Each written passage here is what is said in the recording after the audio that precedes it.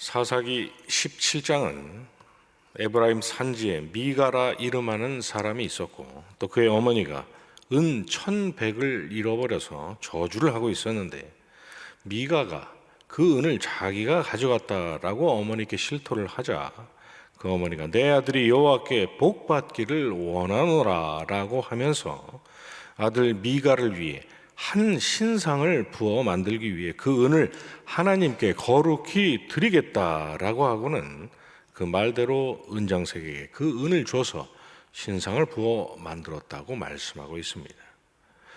그리고 그 아래 미가에게 신당이 있으므로 그가 에봇과 드라빔을 만들고 또 자신의 한 아들을 세워서 제사장으로 삼았고, 또 거주할 곳을 찾아 헤매던 한 레위인 청년을 미가가 거룩하게 구별해서 그를 자신의 제사장으로 세운 뒤에 레위인이 내 제사장이 되었으니 이제 여호와께서 내게 복 주실 줄을 아노라고 했다고 말씀하고 있습니다. 도대체 이게 다 무슨 말일까요? 미가의 자백으로 잃어버린 은을 다시 찾은 것이 기쁜 나머지 사실상 도둑질을 했던 미가에게 내 아들이 여호와께 복받기를 원한다라고 했던 것은 그렇다 치고, 왜 하나님을 운운하면서 그걸 가져다가 우상을 만들려고 했는지, 우상을 만들려 한 그 은을 여호와께 드리노라라고 했던 그 말은 대체 뭔지, 왜 하나님의 백성 미가의 집에 신당이 있었고 왜 거기에 제사장의 의복인 에봇과 우상인 드라빔이 함께 있었는지, 하나님께서는 분명 레위인들의 거할 성읍을 마련해 주셨는데 그 레위인 청년은 왜 자신의 거처를 찾아서 그렇게 이리저리 방황을 했던 것이고, 미가가 대체 뭔데 그 레위인을 거룩하게 구별해서 자기의 집의 제사장으로 삼고는 그 일로 하나님께서 복을 주실 거라 확신했는지, 이처럼 사사기 17장은 처음부터 끝까지 도무지 이해할 수 없는 진술들로 가득 차 있다는 사실을 볼 수 있습니다. 그런데 사사기 17장만 그런 것이 아니었습니다. 사사기 18장 1절은 단지파 사람들이 그때까지 기업을 분배받지 못해서 거주할 곳을 찾아 헤매고 있었다고 말씀하고 있는데, 우리가 잘 아는 것처럼 단지파 사람들은 분명 제비를 뽑아서 블레셋과 인접한 가나안 땅을 받은 사람들이었습니다. 그러나 제비를 뽑아 얻은 그 땅에 살고 있던 가나안 족속들이 너무 강해서 그들이 쫓아내지를 못하자 하나님께서 주신 그 땅을 버리고는 자기들 멋대로 자기들이 거주하게 될 새 땅을 찾아 나섰던 것이죠. 그런데 그렇게 새 땅을 얻는 과정에서 단지파 사람들은 미가의 집 제사장으로 있던 레위인 청년을 빼앗아다가 자기들의 지파 전체의 제사장으로 삼았고, 미가의 집에 있던 에봇과 드라빔 그리고 새긴 신상과 부어 만든 신상을 전부 챙긴 뒤에 미가의 집을 떠나서는 하나님께서 허락하신 적이 없는 가나안 거의 최북단에 납달리 지파와 인접한 라이스라는 땅을 쳐서 점령하고 이를 자기들의 땅으로 삼았다고 사사기 18장은 말씀하고 있습니다. 이렇듯 사사기 후반부에 있는 17장과 18장의 말씀을 통해서 성경은 저와 여러분에게 분명하게 말씀하고 있습니다. 사사기 17장 6절에서 그때에는 이스라엘에 왕이 없었으므로 사람마다 자기 소견에 오른 대로 행했다라고 말씀하고 있는 것처럼, 미가의 어머니가 한 입으로 하나님과 또 신상을 동시에 운운하고 미가의 집에 에봇과 드라빔이 함께 있고 하나님의 성막이 실로에 있을 동안에 미가가 만든 바 새긴 신상이 단 자손에게 있었다는 사사기의 마지막 18절 마지막 절의 말씀처럼, 여호수아가 죽은 뒤 찾아왔던 사사 시대란 모두가 각자 내키는 대로 옳다고 여기는 대로 하나님과 우상을 동시에 음란하게 섬기면서도 하나님께서 기뻐하실 거라고 믿었던, 도무지 이해할 수도 없고 앞뒤를 알 수도 없는 일들 투성인 영적으로 기괴한 엉망진창의 시대였다라고 우리에게 말씀하고 있는 것이죠.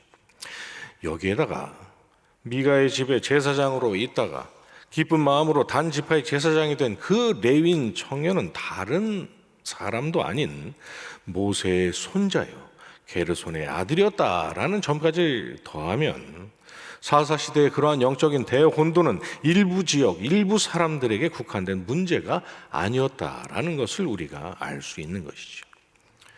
그러나 여러분, 이것이 전부가 아니었습니다. 이어지는 사사기 19장은 미가처럼 에브라임 산지에 거류하던 어떤 레위 사람이 행음한 자신의 첩을 찾아서 다시 자기 집으로 데리고 돌아가던 그 길에 베냐민 땅에 속한 기브온에 유하게 됐는데, 기브온 불량배들이 그 집을 포위하고 그 레위인을 겁탈하려고 하자 그 레위인이 자기의 첩을 대신 그들에게 내어줬고 그 첩이 밤새 불량배들에게 능용을 당하고 죽었다라는 말씀이 기록되어 있습니다. 그런데 놀라운 것이 무엇입니까? 그러한 과정에서 그들이 유하던 그 집의 주인이 불량배들에게 내 형제들아 청하노니 이 같은 악행을 저지르지 말라. 이 사람이 내 집에 들어왔으니 이런 망령된 일을 행하지 말라. 보라, 여기 내 처녀딸과 이 사람의 첩이 있은즉 내가 그들을 끌어내리니 너희가 그들을 욕보이든지 너희 눈에 좋은 대로 행하되 오직 이 사람에게는 이런 망령된 일을 행하지 말라라고 했다는 점입니다.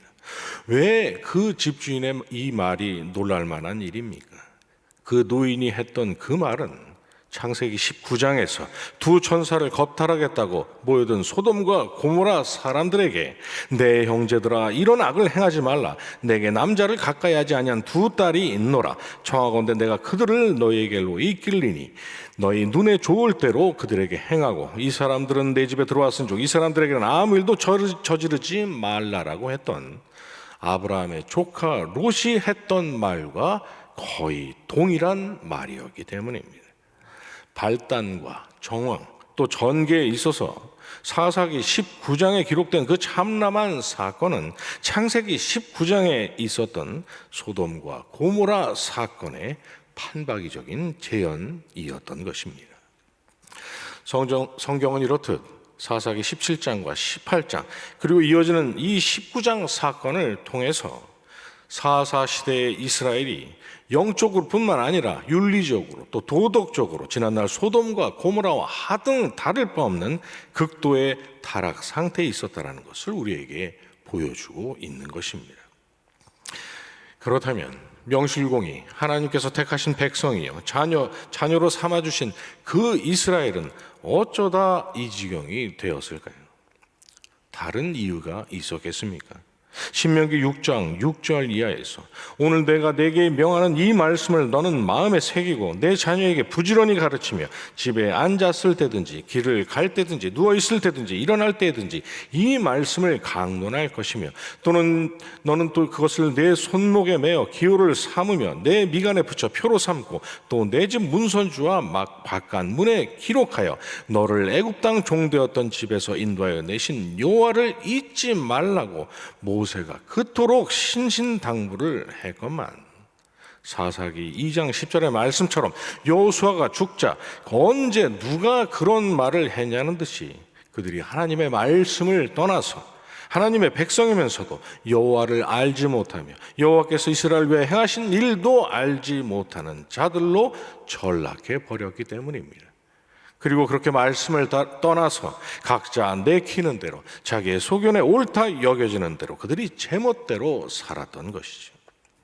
그때 이스라엘의 왕이 없었으므로 사람마다 자기 소견에 옳은 대로 행했다는 사사기의 그 반복적인 진술은 사사시대에는 왕이 존재하지 않았기 때문에 이스라엘이 방종할 수밖에 없었다라는 의미가 아니라 그들이 왕처럼 지키고 따라야 했던 하나님의 말씀을 떠나서 그토록 제멋대로인 삶을 살았다는 말씀인 것입니다. 오늘 저와 여러분이 읽은 사무엘상 본문에서 사무엘이 바로 그 점을 지적하고 있는 것이죠.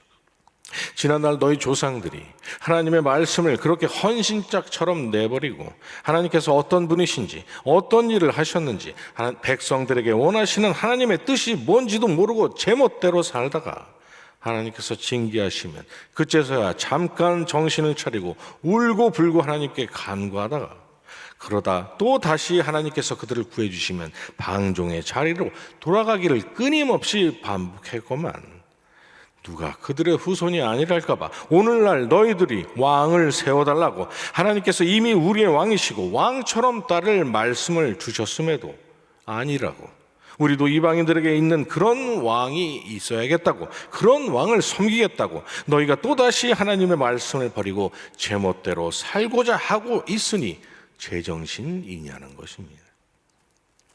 그러나 사무엘은 그렇게 말한 뒤에 본문 아래 20절에서 그런 그들에게 여호와를 따르는 데서 돌아서지 말고 오직 너희의 마음을 다하여 여호와를 섬기라고 말했습니다. 무슨 말입니까? 그러니 이제라도 부디 정신을 차리고 너희가 세워달라고 해서 세워준 이 왕과 함께 하나님의 말씀을 청종하며 하나님을 바르게 섬기고 바르게 경배하는 삶을 위해 총력을 다하라고 신신당부를 했던 것입니다. 그렇다면 그들은 이후에 어떻게 되었을까요? 안타깝게도 그 아래 마지막 절인 25절에서 만일 너희가 여전히 악을 행하면 너희와 너희 왕이 다 멸망하리라고 했던 그 사무엘의 말이 현실이 되었습니다. 모세와 같던 그 사무엘의 절절한 당부는 무색해졌고 지난날 사사시대의 악몽이 또다시 그들에게서 재현되었던 것이죠. 왕만 있으면 다 될 것처럼 아주 난리를 치고 그 요구대로 이제 버젓이 그들에게 왕이 있었지만 진정으로 따라야 할 하나님의 말씀을 버린 채 사람마다 자기 소견에 옳은 대로 행했던 사사 시대로 그들이 돌아가 버리고 말았던 것입니다. 그리고 틈만 나면 하나님의 말씀을 떠나고 등한시 여기면서 하나님 앞에서 엉뚱하기 짝이 없는 열매를 맺었던 이 비극적인 악순환은 북이스라엘과 남유다가 대적의 손에 멸망할 때까지도 계속되었습니다. 성경은 이러한 모든 일을 통해서 오늘을 살아가고 있는 저와 여러분들에게 분명하게 말씀하고 있습니다. 오늘을 살아가는 우리도 얼마든지 그들과 같을 수 있다고 말입니다. 하나님께서 주신 말씀인 성경을 떠나서 살면 우리의 삶도 멸망하는 자들과 하등 다를 바가 없는, 아니 그보다 더 추한 자리로까지 추락할 수 있다고.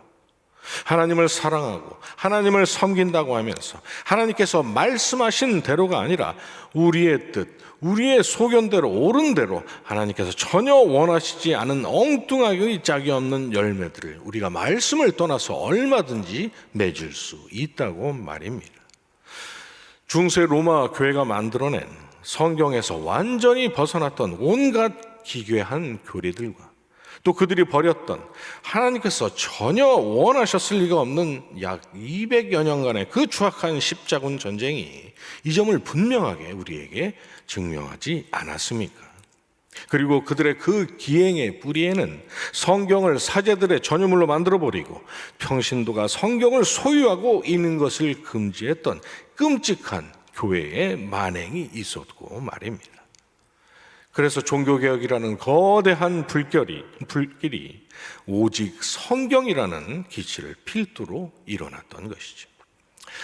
그러니 여러분, 혹시 누군가 여러분에게 맨날 성경만 붙잡고 있으면 안 된다, 행함이 있어야지라는 훈수를 둔다면 매우 신중하게 판단하시기 바랍니다.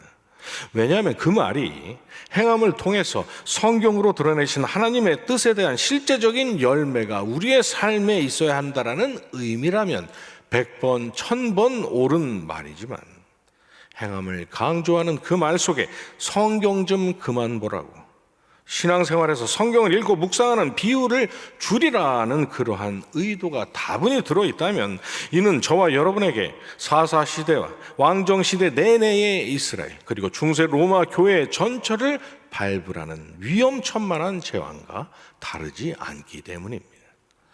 여러분 생각해 보시기 바랍니다. 입력이 있어야 출력이 있는 것이 아닙니까? 올바른 입력이 선행되어야 올바른 결과물을 기대할 수 있는 것이 아니냐는 말입니다. 그래서 모세가 이스라엘에게 그리고 오늘을 사는 우리에게 하나님의 말씀인 성경을 읽고 가르치고 주야로 묵상하라는 신신당부를 했던 것입니다.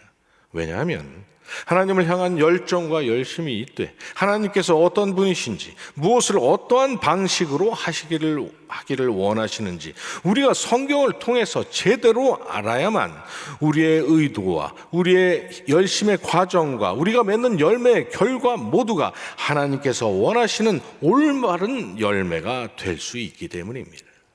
성경을 통해서 하나님께서 저와 여러분을 자녀로 삼으시기 위해서 어떤 일을 하셨는지, 그 귀하신 독생자께서 우리의 모든 죄를 사해주기 위해서 어떤 일을 당하셔야만 했는지를 우리가 끊임없이 상기하고 묵상하는 것보다 우리로 더욱더 하나님의 영광을 위해 살게 하는 더 큰 원동력이 없기 때문인 것이죠. 하나님을 아는 지식이 결여된 열심과 열정은 시간이 가면 열심을 내면 내는 만큼 오히려 더 귀하고 더 추악한 열매들을 더 많이 쏟아내는 원동력이 될 뿐이기 때문인 것이죠. 성경을 통해서 하나님을 모르면 지금 내가 열심을 내고 있는, 지금 하고 있는 이 일이 하나님께서 기뻐하시는 일인지 아닌지 도무지 알 수가 없기 때문입니다. 그래서 우리가 오직 말씀의 삶, 주야로 성경을 읽고 듣고 묵상하는 삶을 살아야 한다는 말입니다. 시편 1편 기자처럼 우리에게도 오직 여호와의 율법을 즐거워하여 그의 율법을 주야로 묵상하는 도다라는 고백이 필요하고, 시편 119편에서의 다윗처럼 행위가 온전하여 여호와의 율법을 따라 행하는 자들은 복이 있으며 여호와의 증거들을 지키고 전심으로 여호와를 구하는 자는 복이 있도다라고 했던 그 고백이 우리가 이 땅의 삶을 살아가면서 말씀의 삶의 총력을 기울여야 할 분명한 이유를 우리에게 일깨워주고 있는 것입니다. 왜 그렇습니까? 성도에게 있어서 말씀의 삶이란 선택사항이 아니라 성도의 삶의 방향을 좌우할 날개이자 성도의 삶을 견고히 지탱해 줄 뿌리이기 때문입니다. 오늘 하루도 이 분명한 진리 안에서 온전히 복된 말씀의 삶을 살아가시는 저와 여러분이 되시기를 주님의 이름으로 축원합니다. 주님 가르쳐주신 기도로 예배 마치고 계속 기도하겠습니다. 하늘에 계신 우리 아버지여, 이름이 거룩히 여김을 받으시오며 나라의 임하옵시며 뜻이 하늘에서 이룬 것 같이 땅에서도 이루어지이다. 오늘날 우리에게 일용할 양식을 주옵시고 우리가 우리에게 죄 지은 자를 사하여 준 것 같이 우리 죄를 사하여 주옵시고 우리를 시험에 들게 하지 마옵시고 다만 악에서 구하옵소서. 대개 나라와 권세와 영광이 아버지께 영원히 있사옵나이다. 아멘.